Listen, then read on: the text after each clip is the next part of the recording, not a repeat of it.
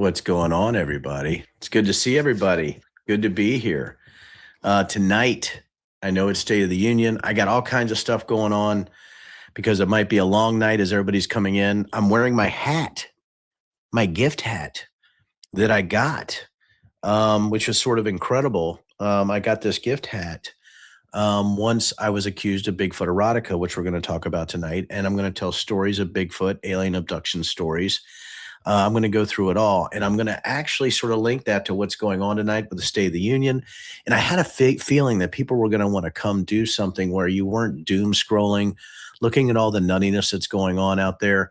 I wish I could see the number of Substack followers. I'm actually going live to Substack and YouTube, all of StreamYard, so please tell people they can come on.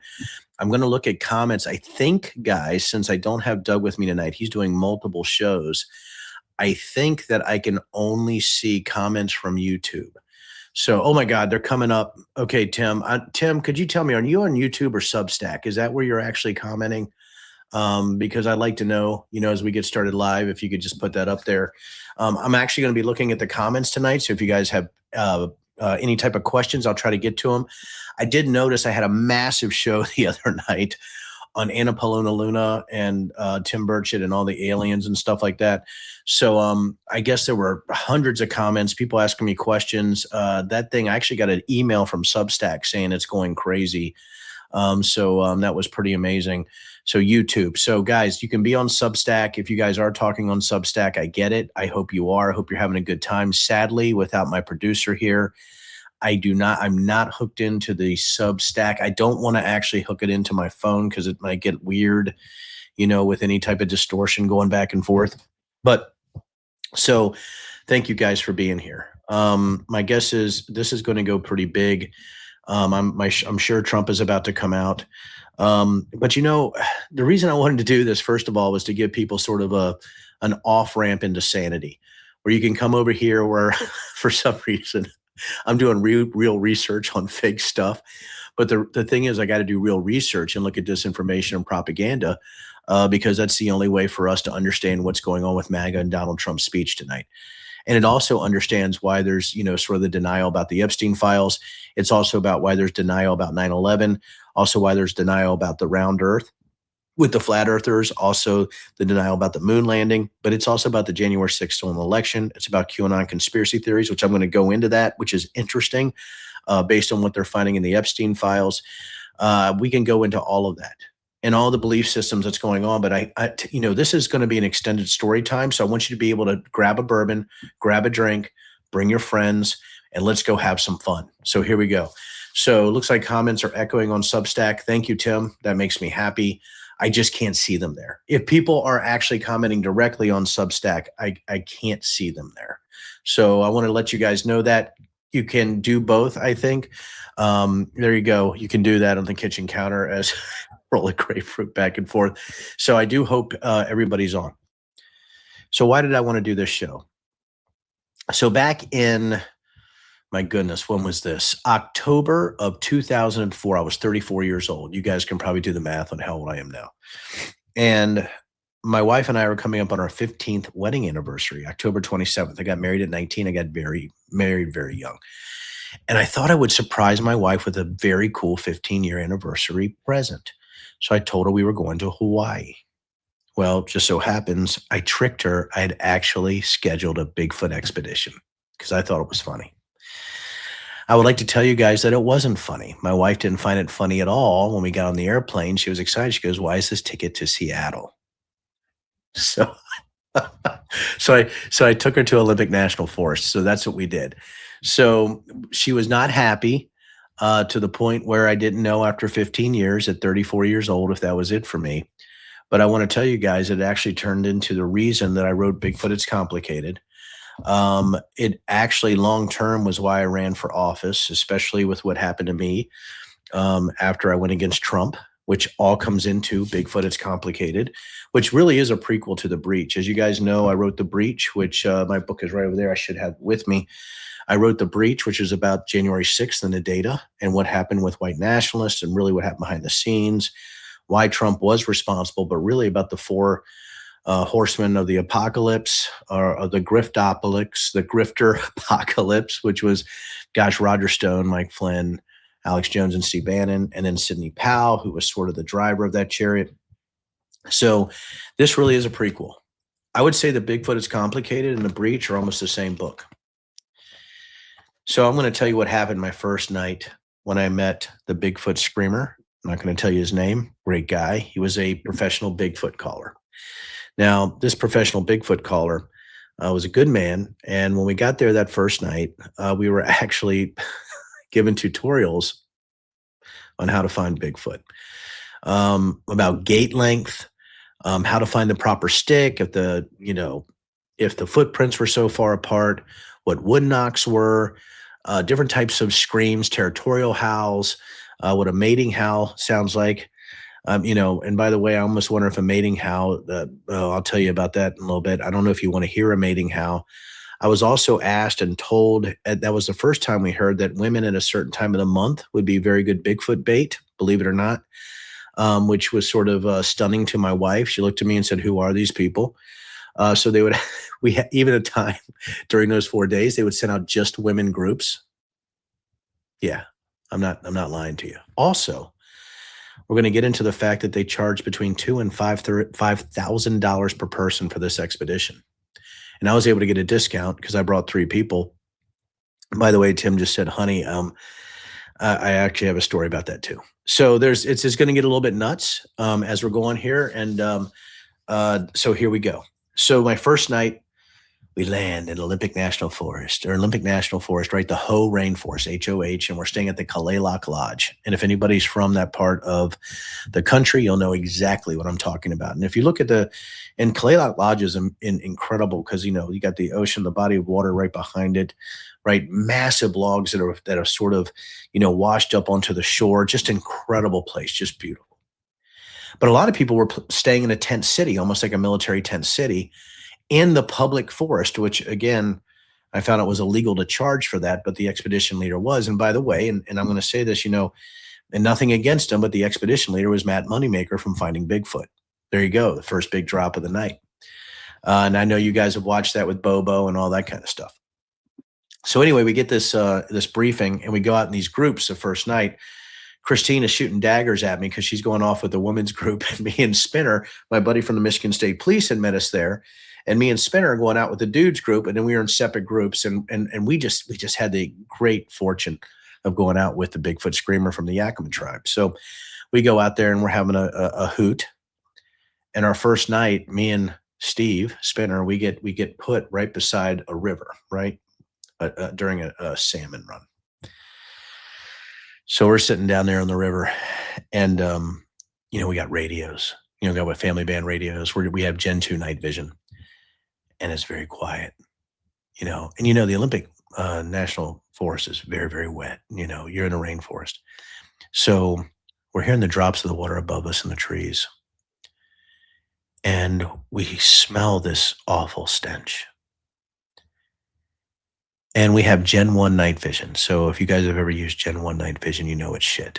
It's not very good. You can't see very far. And you have to have an infrared illuminator in order to see anywhere. And we had the worst infrared illuminator. I mean, this is 2004, guys. So Steve is sitting beside me, and we just smell this awful thing. And literally, as soon as we smell the smell, our radio crackles, and it's the expedition leader. He goes, "Listen, guys, I'm going to talk real quiet over the radio because I think there's a Bigfoot coming towards you." Now, let me tell you guys, it's incredibly dark. It's our first night on an expedition. Spinner and I already think this is bullshit, but it's so incredible when you're in the dark. You still get this fear like, is it Bigfoot? I mean, is that what the sounds are down by the river? What is that smell? Now, when you go back and you look at it, I mean, of course the smell was the dead fish. It was a salmon run. It smelled like dead fish, right? Unless Bigfoot use stinkaflage. Now, we were also briefed that Bigfoot can take on any of the smells that it wants to. We were also briefed that Bigfoot can almost manipulate his micron range. The reason you can't see him in infrared is because his fur is so thick that he can actually almost manipulate his body temperature. Did you guys know this? So we already, even before we got started, we were already given alibis on why Bigfoot was so hard to find, right? Not only is it very difficult to see him with infrared because of his ability to control his outer temperature, he also could stink like other animals and mimic other animals. So if you hear a coyote noise, it could be a Bigfoot mimicking a coyote. Now, so here we go. So we're sitting there and we hear this crunching and stuff like that. By the way, I don't know if you guys know, there's animals in the forest. And the first thing I want to tell everybody is we're going forward. Whenever you're faced with a situation where you hear a noise you don't know in the woods, your first explanation is probably not a mythical creature or an interdimensional being. It's probably something of the fauna that actually belongs in the woods. Anyhow, we're told to be very still because Bigfoot is attracted to movement. And since we're in his living room, he can hear and see us. We just can't hear and see him. And obviously, you guys already know the reason. You're answering in your head. Well, Denver, of course. He can smell like anything. He can sound like anything. And he can actually manipulate his body heat. Now, after about 20 minutes, all of a sudden, we hear the sound literally 20 feet, 30 feet to our left in the pitch black darkness. I will tell you guys, 34 years old, even with my rational mind on a reel-to-reel, trying to make sense of the situation, there was a moment, a split second, and I'm not going to lie to any of you, where I thought maybe that was Bigfoot. That I was about to be made love to. I was very worried. Because if Bigfoot is 8 feet tall and 475 pounds, we're going to have a tough time, right? I mean, Bigfoot's going to have a much bigger shoe size than Shaquille O'Neal. So anyhow, we're getting this freaking whispered screams almost over the radio, like, be quiet, it's almost there, it's almost there. Then we hear a grunt, and it just happens to be the Yakima screamer. He had been walking a zigzag pattern all the way up to us. Now you guys are like, Denver, why start with that? I wanted to start with that because sometimes fear can overcome even rationality. And almost 100 times out of 100, you're going to be right based on what you've already experienced, what you know, your scientific process, the fact that you know the animals in the woods, the fact that you know that the probability of a Bigfoot, of some kind of large multiple giant bipedals, stomping through the woods is literally ridiculous. But again, it's very difficult, right, to keep that system in place. So as you're listening to the State of the Union tonight, the thing that Donald Trump is going to rely on is fear, sort of that amygdala hitting baseball bat. It's the same thing, guys. So let me flip. What's it about QAnon or fake moon landings or anything like that that actually talks about what Bigfoot belief systems are? And it's because it's that one thing that scares them, or that one thing that's sort of out of whack. They disregard their credulity, and their lack of critical thinking disregards everything else that's going on. For a second, I could say, man, that must be a Bigfoot, right? That's coming towards me. And then when the Bigfoot tracker comes out, or the Bigfoot screamer, the caller, I'm like, well, it was Bigfoot. It interdimensionally disappeared, which I would get that over and over again during the Bigfoot expeditions I went on. Because I'll tell you, after the 2004 expedition, I really wanted to go on more of these because I got the idea right then to write a book about these behaviors that first night. So we come back, and I love that. So I heard a strange cry while camping in the Three Sisters Wilderness, which was not an elk, but I did not think much of it until I heard it again on the Art Bell show from a Bigfoot hunter, Thunderbird 3694. I understand. So I'm going to actually answer that question. Here we go. It was not Betty Hill, Outpost Health, and her UFO. So thank you, Tim, for that comment on tariff money. So we were actually in the Adirondacks in 2006 when we had this very thing happen. We had a recording of what they called Samurai, which was a language that Bigfoots like to speak. So when you're looking at 2004, now we're back in 2006 in the Adirondacks. We were actually running one of our own expeditions there with ESPN Outdoors. I was with Don Barone from ESPN. So we're sitting out there, And we had these recordings, and we had a chance to meet with a park ranger in the Adirondacks, a guy that'd been there for 40 or 50 years. So we went to the ranger shack. I'm with Don Barone. I'm with Spinner. I'm with me. And this is 2 years later. And we go up to the ranger and we play the recording. And we're like, we've never heard this in the woods. This is magical. Is this a Bigfoot? Now, of course, we still didn't believe, but there were some things that we had weird things happen, right? Sometimes you hear a woods, some kind of snap in the woods, or you hear a weird noise, right? So the ranger listens to the noise, and you know what he said? And I'm answering the question for Thunderbird here. Said, that's a bear. The bears do that when they're fighting over food. That's all that is. He goes, who would tell you that's some kind of creature? I've been out here for 40 years. There ain't no Bigfoot. Now, that's anecdotal. So let's go back to 2004. I guess what I'm saying, Thunderbird, is this. If there's something in the woods and it's a noise, it's probably going to be something that belongs in those woods in that specific portion of the United States. Now, it could be that noise was a coyote. On the Art Bell show, you don't know if that's a call blaster. So here's the other thing, everybody. Do you know that Bigfoot hunters have call blasters? So all these things you hear that you think are Bigfoot, they'll come up with these huge speakers and blast those calls down through the valleys and canyons. And sometimes there's no coordination between these Bigfoot hunters, right? These Bigfoot expedition people. So they're actually utilizing big call blasters. So there was one time I'm on the woods, I hear this long range howl, and I'm like, hey, are you guys blasting? And they're like, no. Well, there was another group out there blasting that we found out about 2 hours later. So I guess what I'm telling everybody is that usually it's a very simple explanation. Use Occam's razor. If you hear something in the woods that sounds really eerie and scary and screamy, it could be a possum, a raccoon. Have you guys heard foxes in the wild? Now, I've been a hunter my whole life.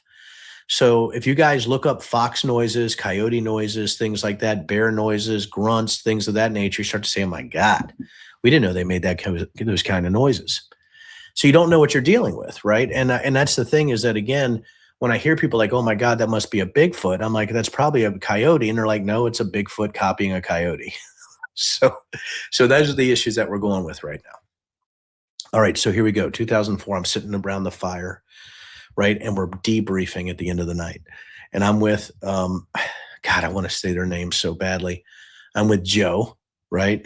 The Yakima tracker and Bigfoot screamer. When I say Bigfoot screamer, he screamed for Bigfoot. He's like, ooh, territorials or whistles, for territorial calls, big howls, right? Warning howls or mating howls. He had all kinds of different stuff. By the way, I don't know how you know those are the howls of Bigfoot.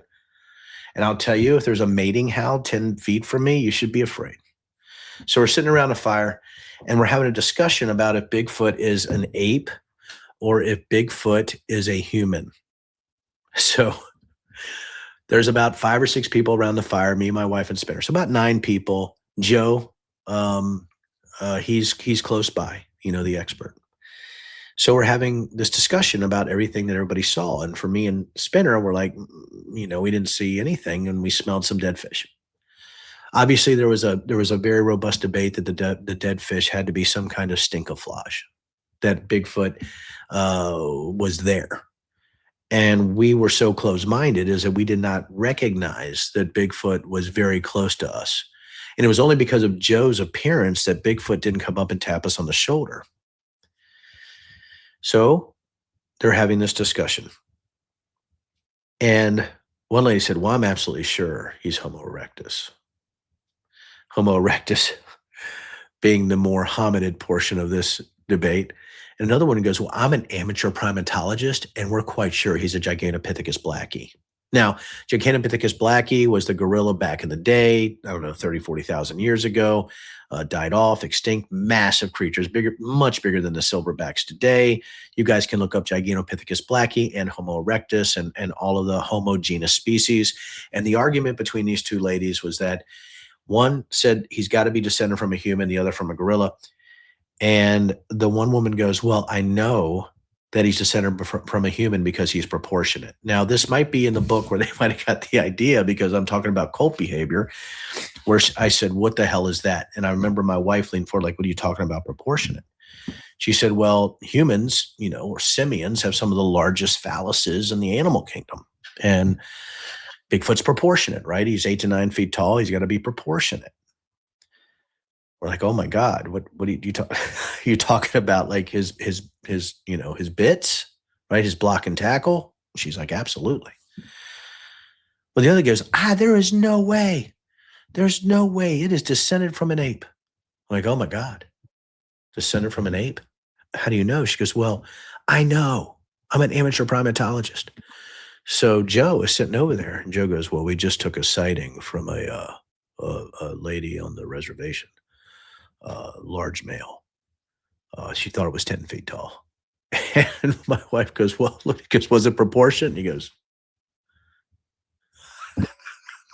what? That was our first conversation. It gets worse.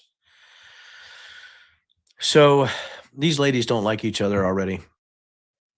And so there was a person there and goes, well, I found Bigfoot droppings. This is, guys, this is facts-based. This is completely true. And I'm actually sort of downplaying it because I'm almost worried sometimes that people aren't going to believe some of these things, but they're absolutely true.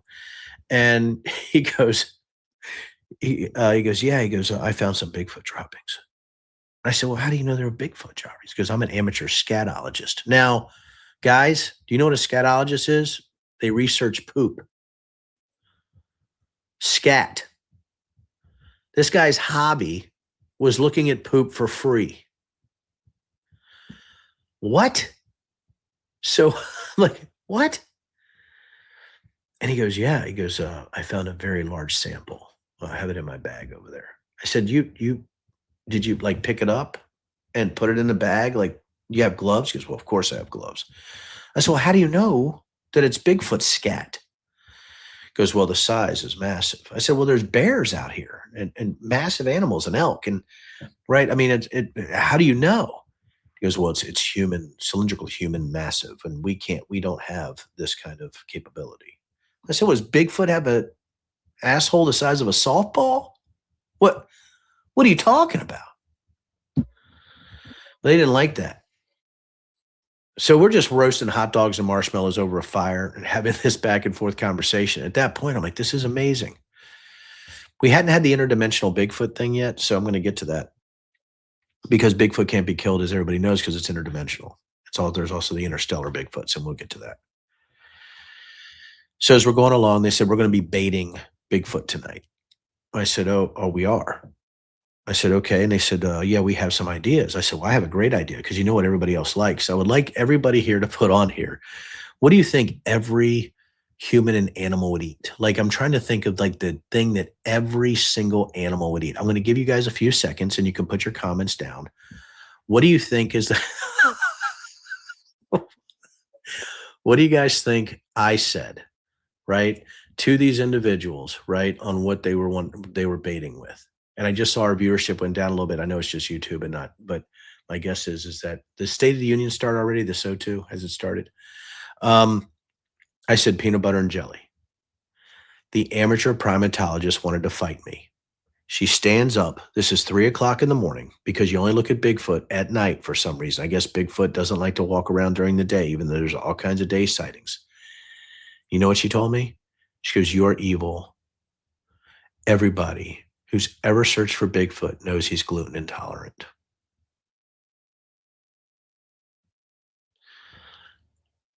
I didn't even know what to say. Okay, let me talk about logic really quick. What is the downstream of that? Number one, have you scientifically, in any point, have you scientifically thought at any point that Bigfoot and tested that he's gluten intolerant? Ever? And that's the question I want to ask you. And guys, I know everybody's going to come back and play this. And I know we're not going to get, people will start coming on here, probably after the State of the Union, but I hope they come here. But my question to all of you, all the people, Substack does have a pretty healthy viewership. Everybody should be watching this. My question is, how do you have scientific discovery on gluten allergies for peanut butter and jellies for Bigfoot? And have you ever, in a scatologist, have you ever caught a Bigfoot in mid squat? Well, the other thing, if you're talking about Bigfoot and you're talking about phallus size, as whether it's Homo erectus or it's Gigantopithecus blacki, the ancestors of Bigfoot, has there actually been a measurement of a phallus? Or is it just people that are in some kind of weird, that's what I saw. That's what I had to see. And that was the first type of questions I started to ask of the people around the fire. And all I had to do was dig down one layer, and they hated my guts on the first night. The first night. Because I just couldn't grasp how somebody could come to the conclusion that Bigfoot has a gluten allergy. A gluten allergy. I don't know how to even get my arms around it. So when I was looking at Bigfoot, so when I went home, even back in 2004, there was a website called Bigfoot Forums. You guys can actually find it now. So I'm going to give you some of the search terms and some of the topics in Bigfoot Forums. And then I'm going to go into the 4 different belief systems of Bigfoot. And then we're going to go into aliens, because Bigfoot is an alien, by the way. I don't know if you guys knew this. An alien on 2 levels, an interdimensional alien or energy being, and also a hard body alien. And I'll get into the differences between those types of aliens. So here we go. Here are some Bigfoot forum topics. I hope you guys are ready. 1 million bounty for Bigfoot. By the way, this is 127 on Bigfoot. It's complicated. Not that, listen, this is on audiobook also. And I just want to let you guys know, I've really never pushed this. There's some good friends on here who knows this. I actually put in Bigfoot sounds in the audiobook.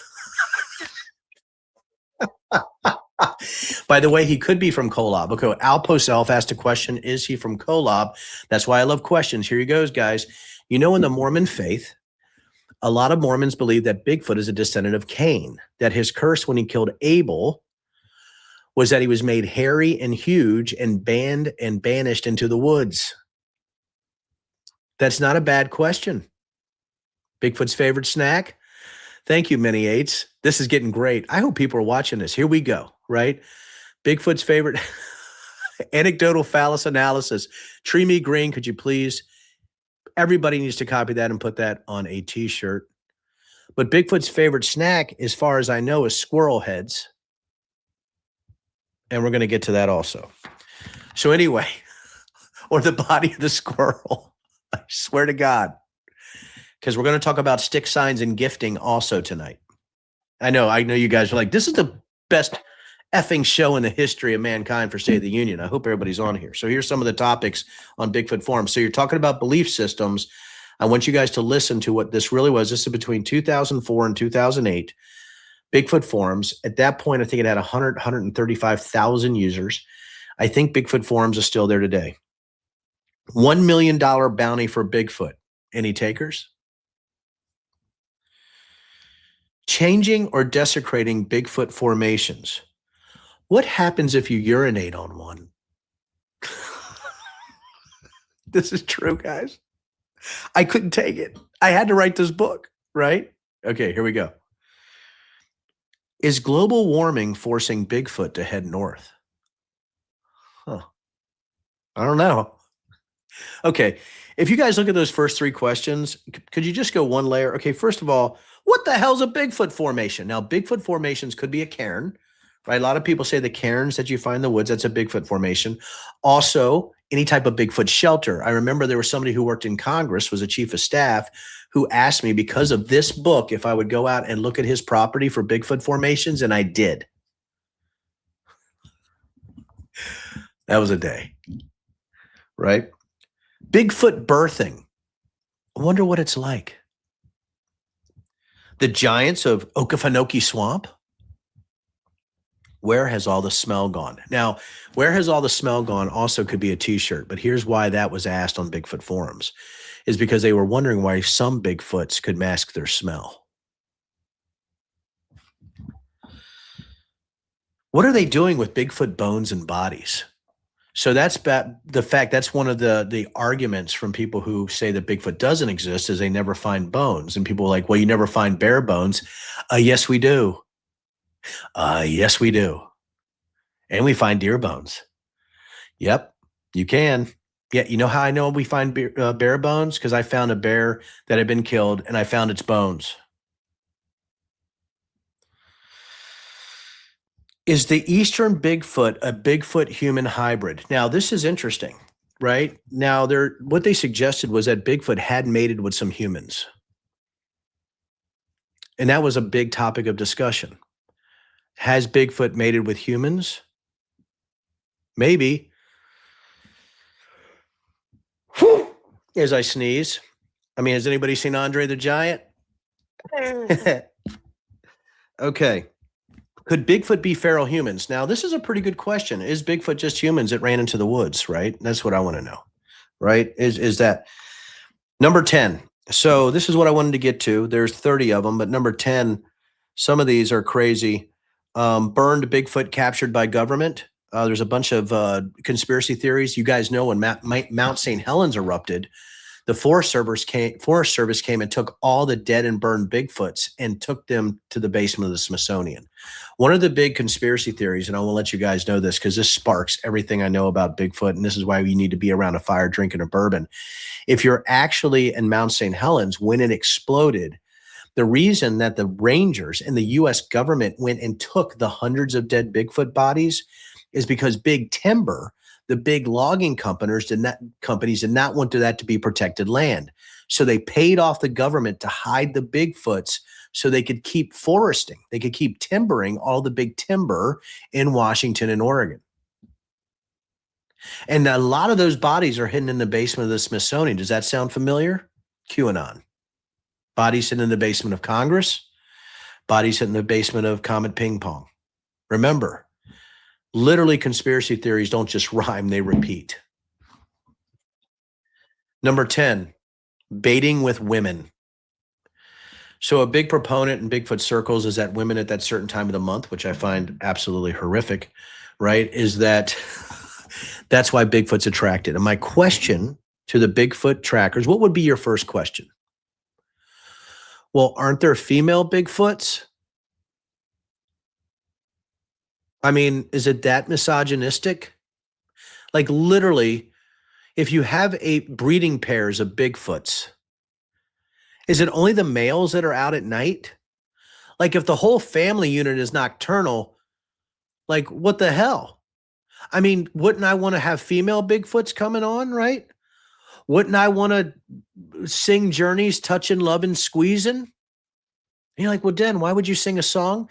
Because a lot of Bigfoot believers believe that nursery rhymes or quiet songs actually attract Bigfoot because Bigfoot is curious. So during this whole trip, they would be singing. The women would go out separately because they were better bait. You guys are like, I think Denver's angry. I'm not. It's not that I'm angry. It's that it's so effing stupid that it's hard for me after 22 years of chasing cultists and conspiracy theorists and trying to get through to them in any way, including QAnon, including MAGA, including Trump cultists, including Epstein folks. The thing that I've been trying to tell people is that you have no way to defend any type of mythical or cryptid creature, one layer beneath common sense based on facts or data. If you have an IQ above moron, it shouldn't be any issue. And why I talk about in my shows, not only in The Breach, but Denver After Dark, and all of these shows that I'm on about what you need to do, is that it's all about 3 questions. It's what's the source? What's the information that you're utilizing? And why did you come to the conclusion with that information? That's how you structure all of your arguments. Now, of course, I learned that a little bit in intelligence training and interrogation training, right? And I learned about sourcing because I had to, right? I even at some point had to go through message traffic and look at specific sourcing based on coding, right? Which is a just military term. If anybody was in intelligence, you know about the actual forms that come out and all those type of things. So what I want to tell you guys, right, is that when you do these type of arguments, even with people that say, hey, right, we know that Biden's a pedophile. What would be your first what would be your first question? Well, what's your source material? Well, we had a picture of him sniffing hair. So where did that source come from? Well, where did that picture come from? What is your source? Can't answer it. I don't know if you guys know this. A lot of the Biden pictures were actually manipulated. You guys probably already knew of this, and I'm not trying to insult anybody's intelligence. Also, they would catch him right in that specific act with multiple frames, and those pictures would be utilized and blown up and lied about. Propaganda. which we can talk about the Hunter Biden forensics and all that kind of stuff because I did that too on his laptops. So I guess what I'm trying to tell you then, if you go, I think Trump is pedo adjacent. I think Trump is a child rapist. They're like, what's your source? Epstein files. They'll say, well, there's nothing specific. Well, yeah, there is. There's pictures, there's redactions. We already know that they hid files. So my question is, who wins the source game? And they say, well, what information did you come up with that? Well, the information from the Epstein files, but also past performance is indicative of future performance.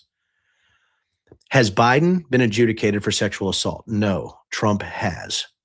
Trump is also a felon. As you go down the logic line, you're going to drive some people away. But if you do it in the right way, you're able to sort of sometimes maybe find that middle ground. It's very difficult, though. I'm not telling you guys I'm angry. Sometimes I get very exhausted by this, and there's people on this show who know how exhausted I am. Here's a question I have for the whole audience. Are you guys ready? Would a human and Bigfoot mating produce offspring? Maybe. Andre the Giant?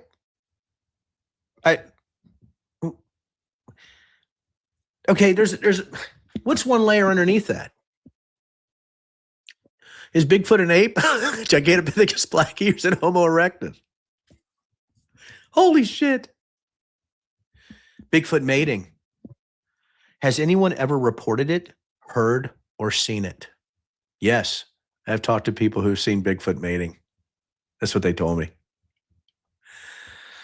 I'm not going to tell you the question I asked, but it wasn't missionary. Infrasound and Bigfoot. Okay, I don't know if you guys know this, but there's a huge theory that Bigfoot produces infrasound like an elephant.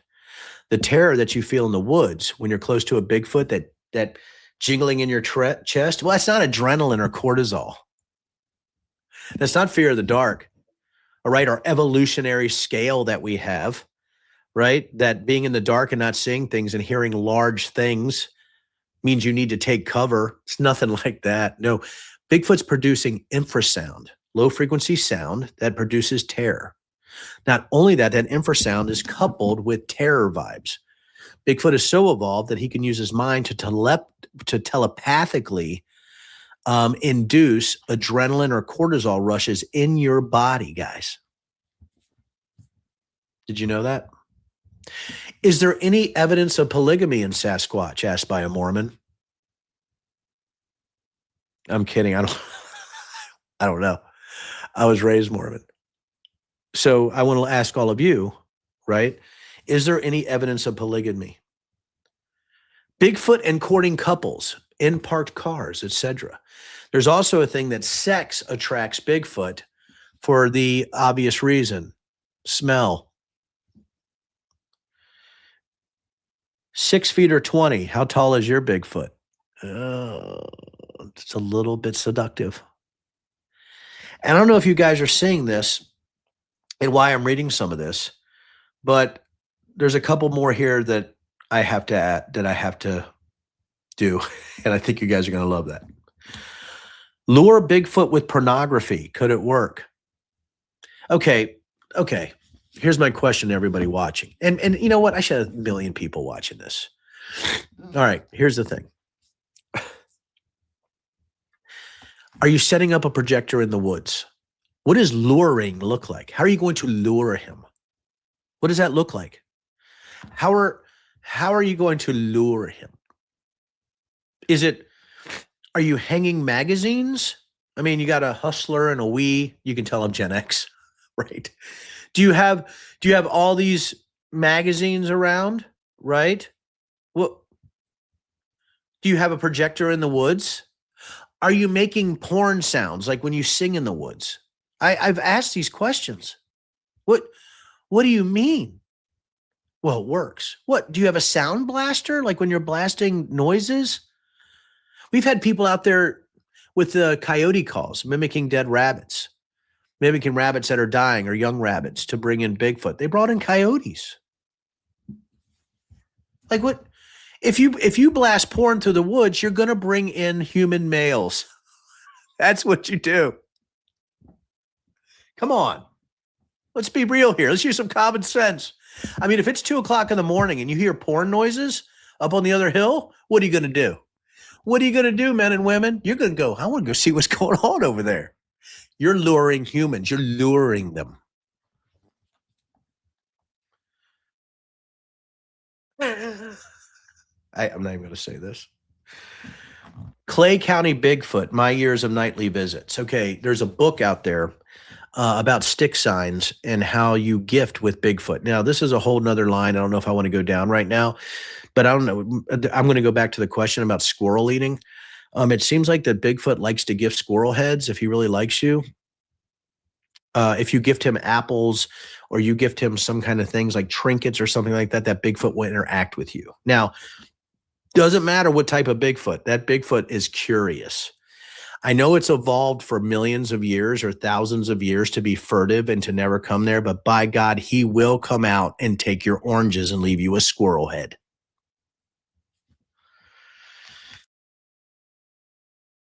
Sasquatch, a multidimensional being. Could the legend himself be from another dimension? Absolutely. Let's talk about the 4 different types of Bigfoot belief systems with that incredible segue. As we're going, Dot, I can see you're texting over here. So if you could tell me how we're doing on Substack, here we go. So there's 4 different types of Bigfoots I've learned over my expeditions and in writing this book. Number 1, BEs, biological entities. These are Bigfoots that are Homo erectus or Johnnycanopithecus blackie. They are found. They're just a lost ape. They're something that Jane Goodall would look for. So that is the first sort of basic. Now, there are subcategories of the biological entity belief systems. They can have infrasound, right? They could do terror vibes. They can manipulate their outside micron layers. You know, there's stuff like that where you have these subcultures within the biological entity belief systems. There's a lot of them, but there were so many that I went with BE as sort of that acronym to go forth. Also, there's the no kill and kill crowd in the BE community. Some say we should kill them in order to have a carcass. That's why you get the kill parties or the Bigfoot kill expeditions. I was on Bigfoot find expeditions or search expeditions. Also, to let you guys know, there's huge money in Bigfoot, and we're going to get into that. That Bigfoot belief and myth and all this is really just about money. It's follow the money. And I knew you guys probably knew I was going to get there. Number 2. The second is the interstellar Bigfoot. Bigfoot is a guide for the grays. So this is the hard body alien theory that Bigfoot is literally an alien that comes down just like the Greys or the Anunnaki or the Bernu or the Draconians, right? Or the Dracos or the Nordics, all the different types. Bigfoot is just another type of alien from another planetary alien, interstellar, usually found around other aliens. I don't know. Bigfoot's like the bouncer at the alien party, right? He sort of comes in first. He's like, hey, leave us alone, man. Right. So that's what you got with the Bigfoot. So you have the interstellar theory that he's actually a UFO rider. UFO rider. Okay. So I'm going to go into the third, which is the Magic Man myth. That's the Native American myth that Bigfoot is here as I guess as a gift from the Great Spirit. Also, some of the weird things when you get into the Native American, the Magic Man, which I call the MM, the Magic Man theory, is that they can take your soul with your eyes. Since the Great Spirit and Bigfoot are interconnected, if you go into their territory, they will take you with their eyes. So you don't ever look them in the eyes and don't follow them into the woods. There's many stories that I have on tape where Native Americans will say that children were lured into the woods by a Bigfoot, Oma, Stickman, right? Yaren, Almasti, right? You can go to the different countries who have all of these sort of theories. We're not talking about skunk apes or wood boogers. Skunk apes, wood boogers are the BE type. We're talking about literally Oma, Bigfoot, Native American mythology, almost spirit Bigfoots, but also you can touch them, feel them, they can grab you, they can rip you to pieces. The fourth one is the Quaventalur. The Quaventalur is an interdimensional Bigfoot. Now, the interdimensional Bigfoots are usually here as guides for the harmonic universe war. So in the book, The Voyagers by Ashiana Deanne, you have the Quaventalur, which is a mystical Bigfoot or interdimensional Bigfoot, can also give prophecy. So you have this, right?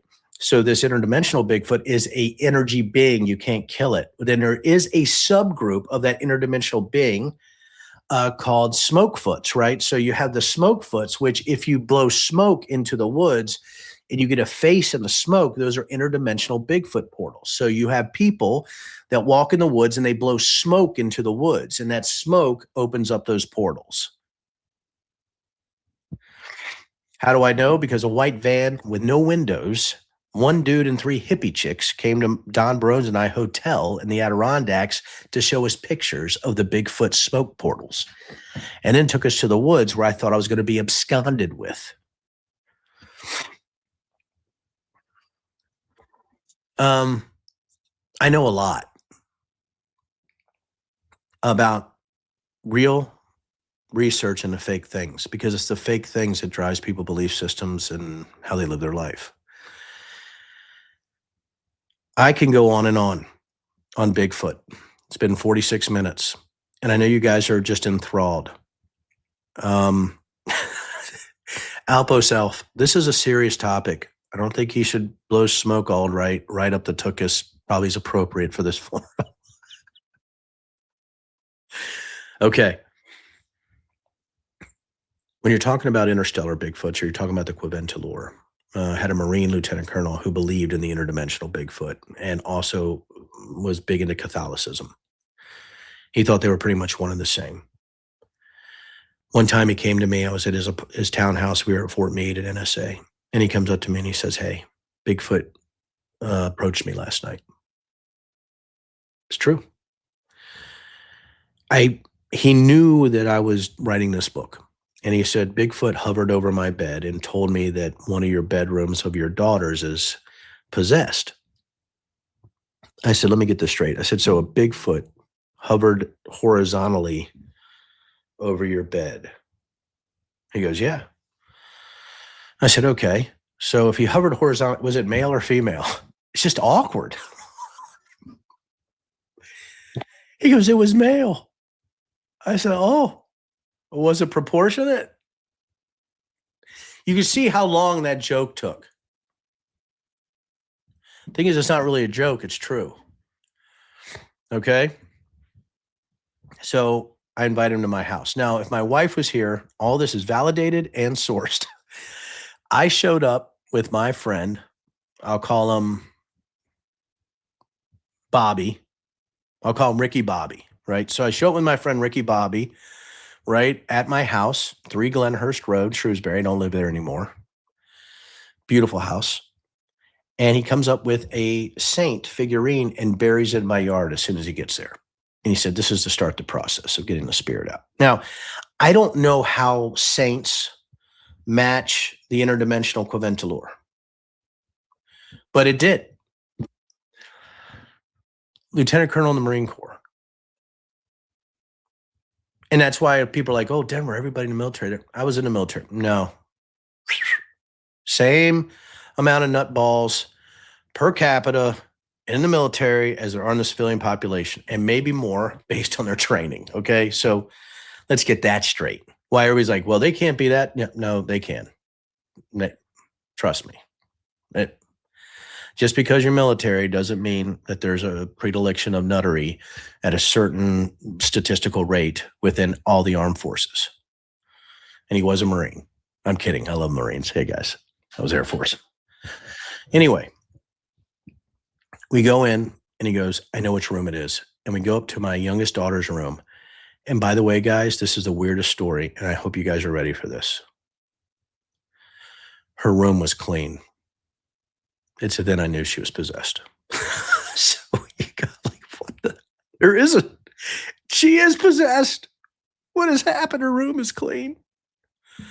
I'm sure Mama told her to do that before we had our guests come over. So we go up there, we hold hands, and he actually, as a Bigfoot channeler, says, "The mystical man has demanded that you go to the light."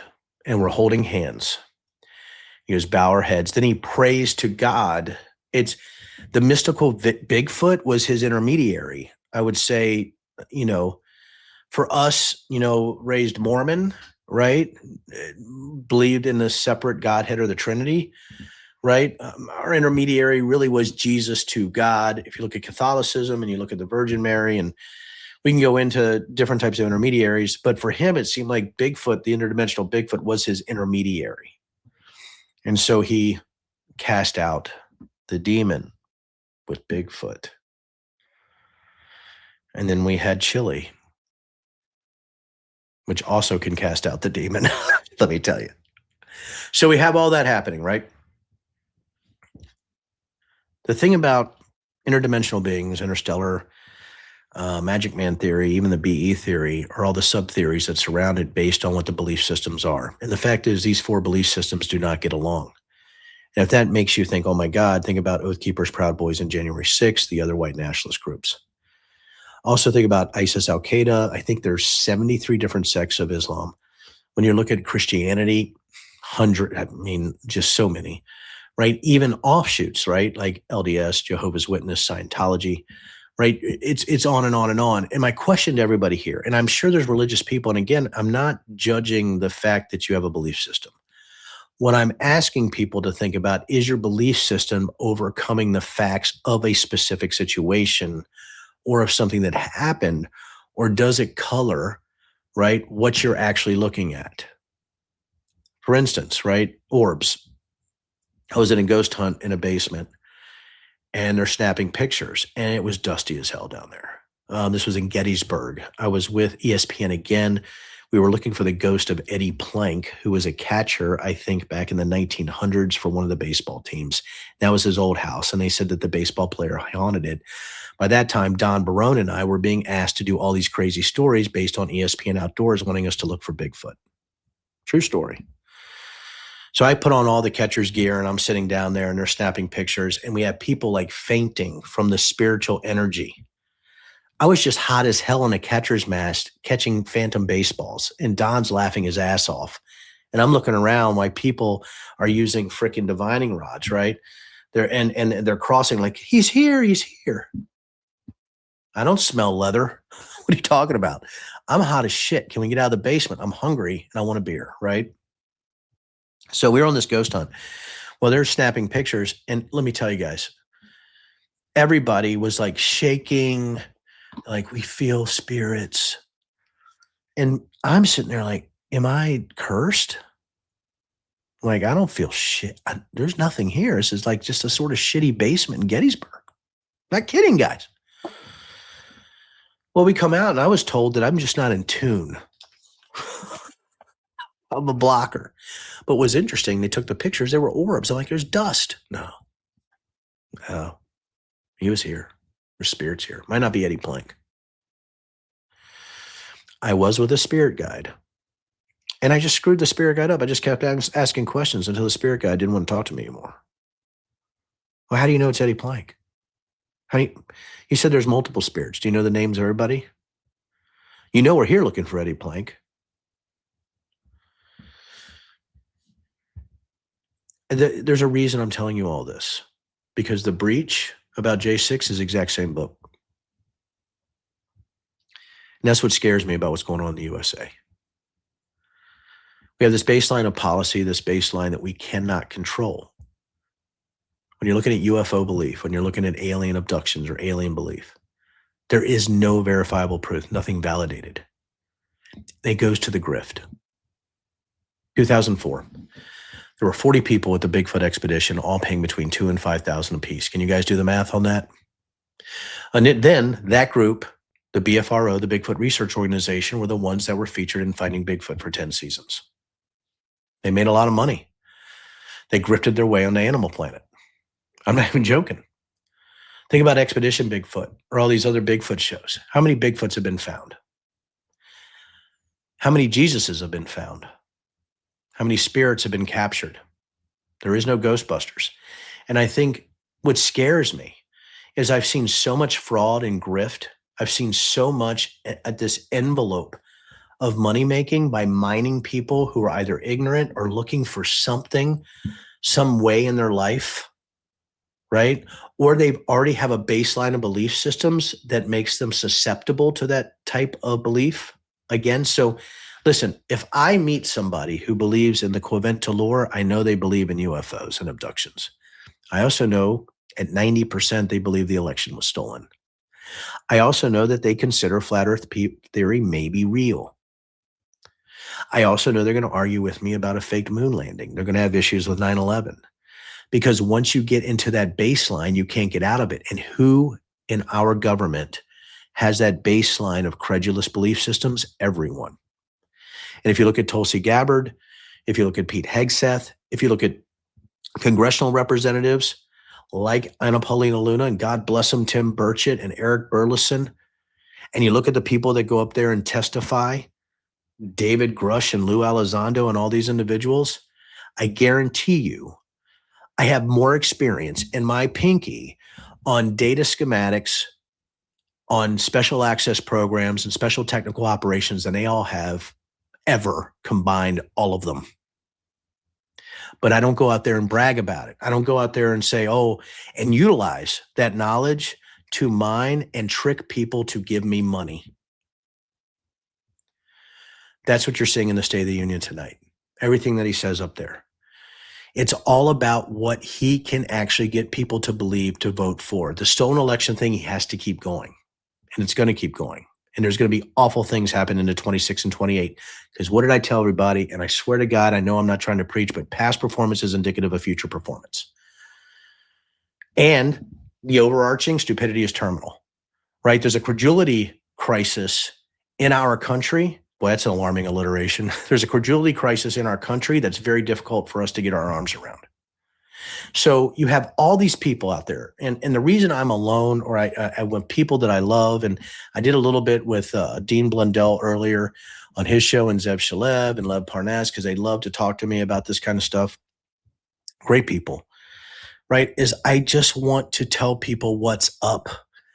I don't want to do joint shows with people where all the clicks are coming in. And I love some of those people. I do. You know, I was invited to everything tonight. Everybody wants to be on a stage talking about what's going on with Donald Trump, because there's not a lot of people who've been in the room with Donald Trump and with Joe Biden. I have. There's not a lot of people who were the senior technical advisor for the J6 committee. I was. There's not a lot of people who are counterterrorism experts. I am. Not a lot of people who run very robust tech companies and know what he's seeing in the air, who's done drone warfare, weaponized drones. I have. I've been to Ukraine and seen the advanced drone warfare. This guy. I know what Starlink looks like in Eastern Europe. This guy. And I'm not bragging. It's just I'm fortunate at 55 years old to have this experience. And I think people have finally talked me into the fact, like, Denver, we know you tried for 3 years with the breach. We know what you saw. We know you're jaded. You got to get back in the game. And I'm running multiple companies, guys. Multiple companies. Not only do I do massive AI automation in the intelligence and health field, I do massive work in automation for video surveillance using AI automation layers. That's what my company does. We're badasses. But I also have a family-run business in manufacturing for whiskeys. Supply chain issues, tariffs, I know that too. I'm a very good at tax policy. It's because I had to be, because you survive as a business owner. I was on the China task force when I was in Congress. I was on financial services. They made me, as a freshman congressman, the vice ranking member for national security because of my money flow experience and find the money. I'm giving you my bona fides now, and there's a reason. Look me up. Source me. Source the data. Source what I'm doing. This isn't do your own research, it's validate your own sourcing. And that's the split that I'm trying to do if you guys are going back and forth between the State of the Union. It's much more than Bigfoot. It's complicated in the breach. And there's funny stuff in here, as you guys know, right? But what I found when I was doing this is that I had an experience that I want to tell you guys about. And I might end with this, but I don't know, because if you guys are still having fun, I need an encore, because now it looks like I'm getting more and more people on. Here we go. When I was in my last night, by the way, I met Bob Gimlin. You guys know the Gimlin-Patterson film, 1967. I know Bob. I interviewed Bob. It's in my book, right? And I'm pretty sure I got Bob to admit it was bullshit. Nobody cared, though. There's a lot of money to be made here, guys. So I'm sitting there last night. We have a guy come up to me, sits down. He goes, "You work for NSA, don't you?" I said, "I do." He goes, what do you do? I said, well, I do special projects. He goes, well, he goes, well, we know why you're here. I said, you do? Now, literally, guys, that was my first expedition, and I was there to prank my wife. Swear to God, that was it. Guys, I'm not, just because I was trained in intel ops and signals intelligence and some human intelligence doesn't mean I'm some kind of weird ass going out Bigfoot expeditions just to mine these people, right, for my own means. It literally was a prank. I said, you do? He goes, yeah, you're here to report on us. I said, I am. He goes, yeah. Because I know you know. I know you have the clearances. I know you know where Bigfoot is. I said, were you in the military? He goes, oh, yeah, I had a secret clearance. So you did. I said, do you know how many people have top secret clearances? He's like, no. I said, how about top secret SCI? How about sensitive compartmented information? He goes, I don't know. I said, how about Gamma? How about human control system, HCS? I said, how about any tickets? I said, were you DOD, DOE? Were you FBI? Were you three-letter? Were you polygraphed in NSA or CIA? Did you have different types of polygraphs? And he's just looking at me. I said, brother, there's need to know. There's caveats. Do you know there's probably 600 or 700 different just freaking compartments and need to know compartments with digraph or trigraph, right, identifiers? And he's just looking at me. I said, anybody can have a secret clearance. I said, anybody. And I said, if Bigfoot was out there, and it's in a compartmented STO or SAP or an ACCM or one of these other clearance level caveats, or it's stuck in a skiff, right? Or they took it out of all the systems in a compartmented air gap system, and I don't have a need to know, how would I know? How the hell would I know that? And he goes, now I know you know. Now I know you know. Because you're being way too wordy. You're covering it up. The fact that you're telling me that you don't know means you know. You're right. Thank you, Derp State. People, I can't even tell you. I had the classified number of people in NSA. I ain't gonna tell you.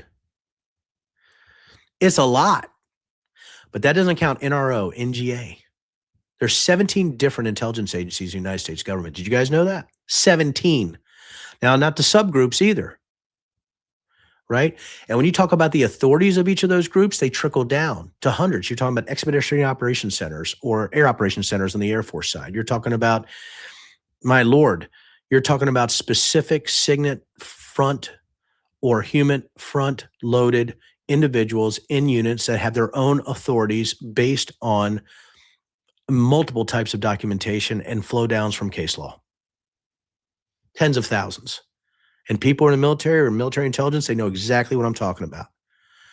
But the more I explained to this guy, the more I tried to dig down, the more he knew that me explaining to him how wrong he was meant he wasn't wrong.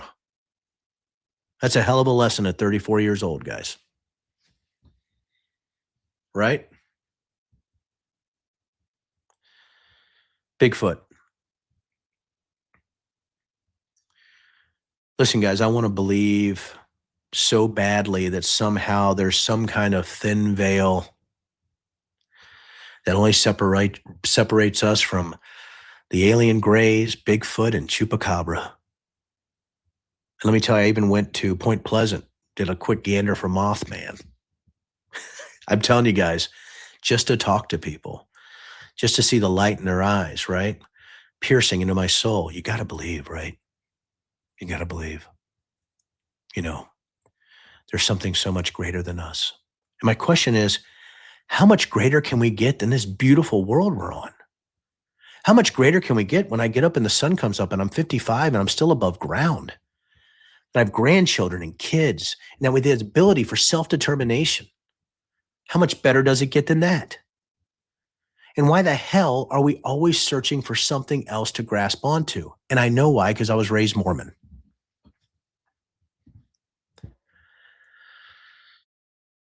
Because we were the only true religion.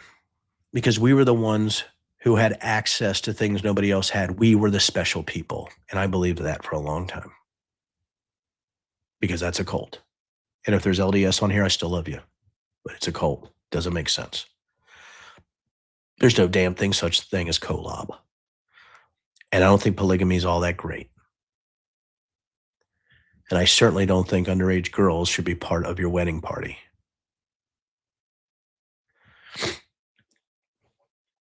I don't think we can baptize the dead. I don't think that either. I don't think there's a prophet that somehow there's one singular person or group that has a direct pipeline, a laser beam into their frontal lobe from some deity, but yet I can't access it. And I have to follow that and give a portion of my money to make sure that I have access to those blessings. Everything's a grift. And then I'm like, man, I am a pessimist, but I'm not. I love life, you know? And when I think about what's going on in the State of the Union and the people sitting there clapping for a guy who's been adjudicated for sexual assault, who's a felon, who's run long lines of fraud, who is a friend with one of the most just abominable human beings in Jeffrey Epstein, who we know they're redacting files, who we know they're hiding for him, who we know is an inveterate liar, a whole administration of liars. It's a grift. And I'm out here while everybody else is talking about the State of the Union like in some political way. Nobody is talking about the fact that it's the voters and the credulous that put him there. And that we have a disinformation ecosystem that's almost impossible to control. Point Pleasant, Ohio, I believe. I might have gotten it wrong. It's been so long. It's right across the West Virginia border. I actually read The Mothman. I just didn't watch the movie with Richard Gere. And I guess the fact that people that I know have said that I'm evil because I don't like Trump, that I've lost family members and friends, it's personal. It's been personal for years. And the fact that my career started with the far left lying about me, just massive and just inveterate, just immoral shite, right? Saying I'm a porn lover and that I'm a Nazi because I'm a Republican. And this is 2018. This is my first time running for federal office. I'm like, what is going on? Even me. I didn't even realize the game I was getting into. But I'm very good at fighting disinformation, cats. I wasn't that on my heels, and I was able to turn it. And the fact that I could plant somebody saying they were kink shaming me, that's what I did. And that took off. And the fact that I made light of it. And the fact that I took every interview because I knew I had to, and I laughed. And anybody now comes and said, oh, it's the Bigfoot guy. I'm like, yeah, it's the guy who knows that you're in a cult too. Because if you believe that, you also have no ability to think critically. Because all you got to do is buy it or rent it or lease it, or I don't know if you can rent. Hey, can I rent that book? That's called a library. My Dewey Decimal System is Bigfoot 1.0. When that guy got done, back to the story of the guy, the more that I denied that there's no way I can know about Bigfoot belief systems, he went into the Mount St. Helens and the Fort Lewis story back in 1978, if you guys look that up. And that he knew that I knew it all. And that I was there to track, and he knew that I had all the names of everybody in the party, and I was reporting back to the federal government, and all of them would meet some kind of weird end, or they would be audited by the IRS. I said, man, yep, that's it. You got me. Fucking hell.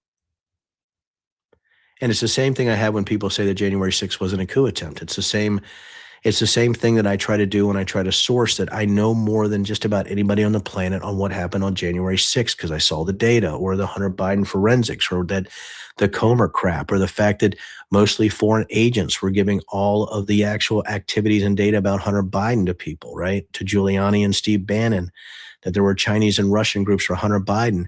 And then when you look at Steve Bannon and the Epstein files, and all of a sudden, guess what you realize, everybody, is that it's the same damn people.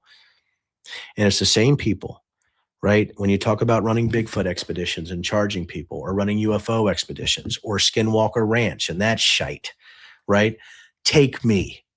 Take me out there. And they're not going to. Nobody will. I swear to God, because I will eat them up.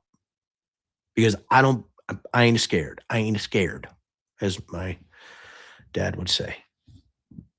Because it's bullshit. Bullshit. Bullshit. And that's what we're looking at today. I don't have to watch the State of the Union to know it was a grievance fest. And by the way, lack of talent will destroy our country and superstition. Because a country will fail. Superstition cannot be our guiding light. So tonight, my friends, I hope you have some questions. Can anybody let me know through text on my right or through, is the State of the Union over or is he still talking? Because I'd like to know if he's trying to break his record still. Because if he's still up there, I mean, this is like Kim Jong-un, or when Stalin gave his speeches, his long speeches, or any of these freaking dictator types, when they're doing it. So does anybody have any questions? I can see the comments on the right side. We are, yes. Yeah, I do. I sure do. I remember the stolen TSSCI documents at Murdelardo. I do remember Helsinki. I guess what I'm telling everybody as we go into the last of my stories tonight. When I knew I was done, I knew there was nothing else I could learn when we ran our last expedition in the Adirondacks. Now, the West Virginia expedition that we had done was pretty amazing. It was near the Monongahela National Forest. And that turned into an insane thing because I will tell you guys this, and I want to tell you guys really quick. I talk about money, sex, and power. Even the grifts like Bigfoot, UFOs, even Loch Ness Monster stuff, all that's about money, but it's also about sex. So a lot of the stuff that you saw going on in the 2004 and my other expeditions is the hookup parties that were going on within Bigfoot believers. And even some of them would say Bigfoot is who brought us together. Bigfoot was also like a weird dating service. It was like the hairy Hasuti booty, right? Come on down. Bigfoot is your matchmaker. So what I found out, there was a lot of tent swapping going on. And my wife and I, we were actually even invited to a party the last night. We're like, now we're good. And I think that was the thing that really struck me was the money and that people were there without their wives or husbands, but they were wives or husbands, if you get my drift. And the power of the expedition leader, of the people that were leading, because they had seen Bigfoot, gave them this weird royalty. And it reminded me of prophets, people who say they have a direct line to God or Jesus, people who have seen aliens, people who have been behind the door, who claim to have seen alien autopsies or seen bodies or seen NHI. So what I'm warning everybody about is this. Anybody who claims to have special knowledge on stuff that's unproven is a grifter. It's a very simple formula. Now, they might even believe it, but whether you're getting shot or accident, shot on purpose, that's it, right? So, swipe left for Bigfoot, absolutely. Derp's taped up twice. He goes, Denver's not missing this one. That's pretty good. And I hope as people are listening to this while the State of the Union is going on, there was other things I wanted to talk about, but I feel like that maybe I don't want to exhaust you because I could talk about Bigfoot for about 20 days straight and UFO belief systems. I can certainly talk about white nationalist belief systems. I can talk about LDS belief systems. I could talk about Southern Baptist. My first degree was going to be in theology at the University of Virginia. I also studied the awfulness that went on in the former Yugoslavia for hundreds of years, almost a millennia, but also what had happened, especially in World War II, World War I, World War II, and then on to the Balkan conflicts. I was deployed there with the Eastern Orthodox, the Catholics, and the Muslims in the former Yugoslavia. We could have all those discussions. So tonight, I'm going to, I don't want to keep you guys much longer because I love you all. And I think we've had such a great time. And there's going to be a lot more of this as we go along. But with this special thing with State of the Union tonight, I just wanted to let every one of you guys know that I really appreciate that you would come over here and watch me tonight with my Bigfoot hat, This hat was a gift after I actually was on Saturday Night Live. This was a gift that somebody got me, and I can switch out hats, by the way, guys. If I want to be ironic, I have my Bigfoot believer hat that I wear out a lot of times, and then I can really attract some great conversations when I wear this hat. So you guys know, man, I'm a spy. I'm a cryptid spy because I can change hats. I can do all kinds of stuff, right? So appreciate you. Gonna wrap it up. Here we go. There's no difference between people who believe in 4 different types of Bigfoot and the sub-belief cultures, alien abductions, NHI, MAGA, J6, round earth or flat earth, 9/11 truthers, ghosts, mystics, astrology, prophecy, not validated, not scientific. And if you find somebody who believes one, they're probably going to believe another.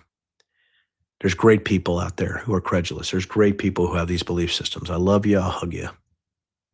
But I ain't going to take the ride. Not until you prove to me through scientific evidence, through the scientific method, that the dragon in your garage is real. Read Carl Sagan in The Demon Haunted World. You have to have proof, or I'm not going to take that ride. And it's the same with January 6th. It's the same with what Trump says. It's the same with the numbers that come out of the government. It has to be sourced, verifiable. You have to use common sense, critical thinking. And I would ask all of you, don't do your own research, do your own sourcing. And make sure that even what I say, every now and then go and say, is Denver just smoking crack? Is he talking a lot of smack? I'm going to keep doing this. The breach is a real thing. I ain't going away, guys. So what I ask you is I'll never charge. If you ever want to give a donation, though, you guys know me. A lot of you know me. A lot of you know who I am. And I will never lie to you. And if I'm mistaken, I'll correct myself. I have to. That's who I am. I'm not a narcissist or a sociopath, as far as I know. I am going to probably run for office again, which might make you question that. But I feel like if we don't go up against the narcissist and the sociopath, if we don't stand up, they're going to win. And I wish I could remember the exact quote by Plato, right? And I'll summarize it more or less, is that if you don't get involved with politics, you're doomed to be ruled by your inferiors. Something like that. And I saw it firsthand. And that's why I got into politics, but I waited till I was 47 or 48 because I did not give a shit about politics or politicians. I couldn't stand them, right? So what I ask all you guys is to look at things sort of not with a jaundiced eye. I don't want you to be automatically pessimistic or just be a cynic to be a cynic. But if somebody comes up and tells you, right, you know, that they have a conjoined twin that's invisible, which is pretty much how crazy what people are saying today, don't do it. I also ask you in this new day and age, you can't just humor somebody. If you're at a party and they come up and tell you and say, hey, you know, Donald Trump and Epstein were just friends, or Donald Trump didn't know Epstein, or J6 was a day of peace, you can't let it slide. You got to say you're full of shit. You got to do it in a nice way. But this is house to house now. Propaganda and disinformation are winning. Stupidity is a disease, and it's metastasized across this entire country.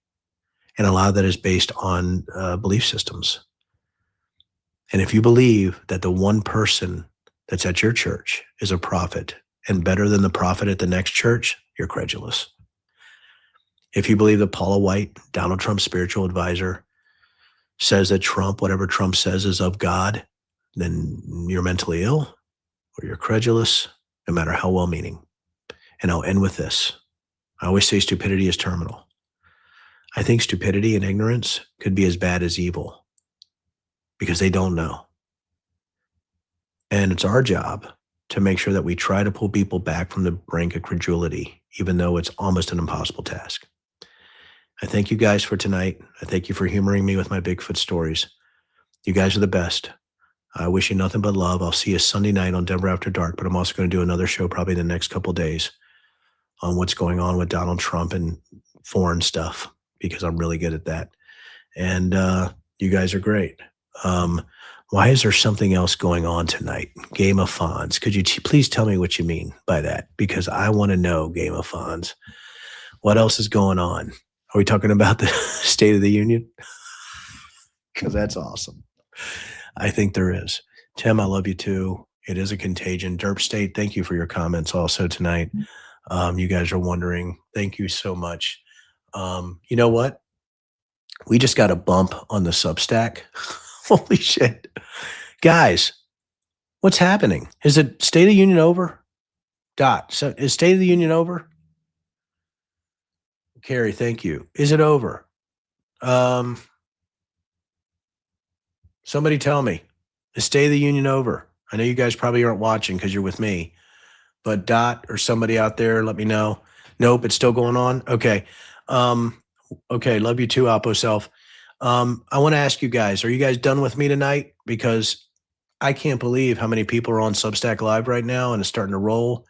And this is starting to roll now. So I think people are getting bored with the State of the Union. And now I'm thinking, what the hell? No, you're not tired of me, Derp State, yet? Holy cow, keep going. All right, guys, I'm going to keep going. You know what? This is like, those dance contests they had back in the day, the sock hops, right? Where they'd like, who could dance the longest? And actually people would die because they wanted to win $10 and a piece of apple pie. That's what we're doing right now. Keep going. All right, you got it. I'm heading to bed soon. Okay, Alpo Self. Thank you. You were here. So let's talk about, okay, you guys want to talk about real fraud? Let's talk about the Patterson-Gimlin film. Does everybody know what the Patterson-Gimlin film is? So 1967, Roger Patterson and Bob Gimlin were riding their horses near Bluff Creek. Now, why were they in Bluff Creek? Does anybody know? Bueller? Because in 1958, there were tracks found on Bluff Creek. So in 1967, they're like, we're going to go find out what these tracks are. Bigfoot's here.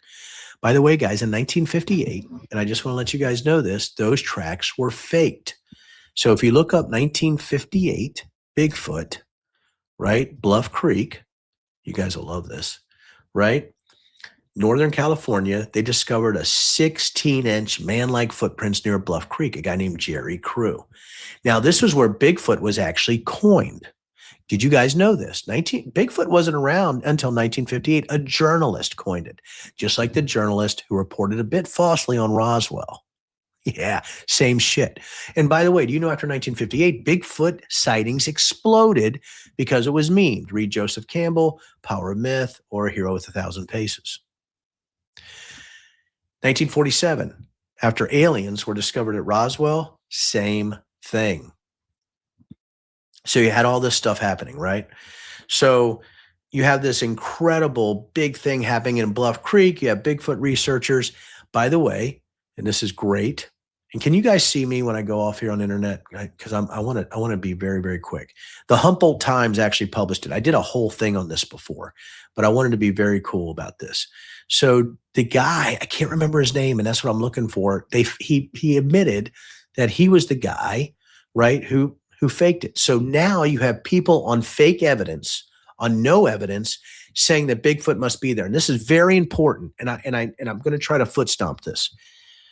They captured a creature, Bigfoot, because they said they had evidence that Bigfoot habitated that area or traveled through that area or migrated through that area.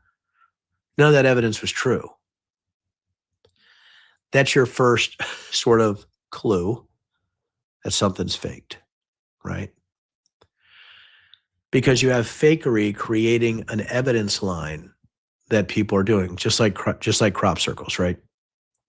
So also, I don't know if you guys know this, and it's in my book, Bigfoot, it's complicated. There was a bunch of financial issues with people connected to Roger Patterson and Bob Gimlin. It was a logging company that were having a bunch of issues. I don't know if you guys know this. When the film was actually shown, they would actually charge cash at high school gyms. Also, when this film came out, this film was a roofing company actually sponsored it. I know. You guys didn't know this shit, did you? Did you? I do. Because I just followed the money. There's something else going on here. Why would they take this film? It got to the point that Bob Gimlin refused to go to these showings and make cash. Roger Patterson then hired somebody to take Bob Gimlin's place, a double. So it looked like they were both there. So they would travel around the states and charge money to see this film until Bob Gimlin caught him. Please think about what I'm saying. Everything is about money, especially things that can't be proven but are profitable for those who push them. Joel Osteen.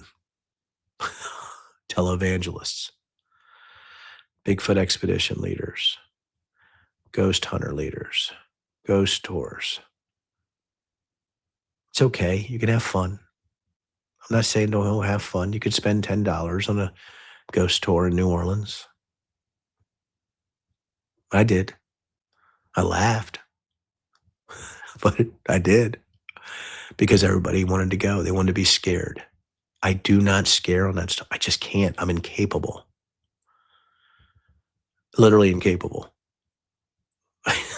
People are like, hair standing up on the back of my neck. I'm like, yeah, it's your adrenaline. You're scared. You know what would scare me? Like a 6'5" guy with a chainsaw, like a physical manifestation of something going to chop off my head. Then I'm scared. Then I'm like, fuck. What am I going to do? Shoot him. Right? So that's what I'm talking about. You're going through this. So the Patterson Gimlin film is now the most talked about film, the penultimate, the proof that Bigfoot exists. It's a fake. There's no proof. You guys can go watch this stuff. Right? You had Bob Hieronymus come out and say it was him. Then they did gait analysis, like, well, the gait's not exactly the same. He was in a freaking suit, guys. And by the way, they fell off their horses. They lost their minds. They're filming. When you look at the actual distance, it was very close. Why didn't they run after those things on a horse? They were on horses. They had 30-odd sixes. Why weren't they flinging lead down range? There's so many questions I asked. People get, oh, yeah, Dan. Well, they didn't want to kill it. They were no-kill guys. What? Well, really? 2 big hunters on horses didn't want to take out a beast to make sure that he could prove it actually is a thing. Or they're not going to, they have a camera and they're on horses. Why wouldn't they follow it as long as they can? And these are very simple questions. Well, it was muddy. Okay. Right? So I guess we're in, I love Bob Gimlin. Him and my wife really got along.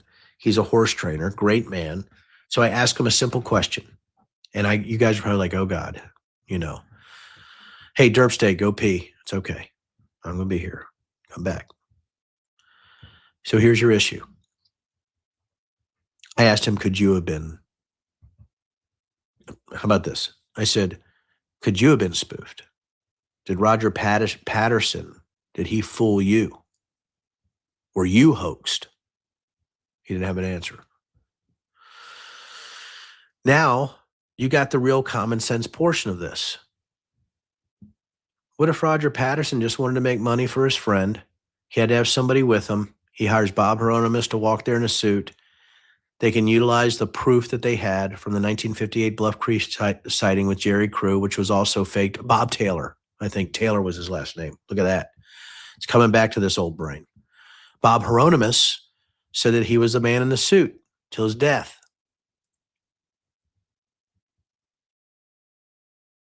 Right? Okay, let me see. Blue Salami. The Sean Ryan pod where the military landed on a special ops. Is that true? I don't know exactly what you're referring to, Blue Salami.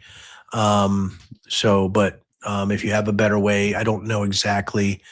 Sean Ryan. I mean, none of I've been asked, and Dot John's a good friend of mine on here. She's like, I need to go on some of these pods because I will rip them to pieces. I just know too much about it, right? Landed on special ops, Iraq. Again, okay, Blue Salami, we will take this up another time. I'm not quite sure what you're referring to. I don't know what year, but I can talk about Osama bin Laden conspiracy theories if you guys want to. So, So I guess what I'm talking about, when you're talking about financial gain, that's what the Patterson-Gimlin film is all about. That film then spawned them making a lot of money till Roger Patterson died in 1972. Not a lot of money, but they were trying to capitalize. By the way, the Patterson-Gimlin film originals are gone. All you have are copies.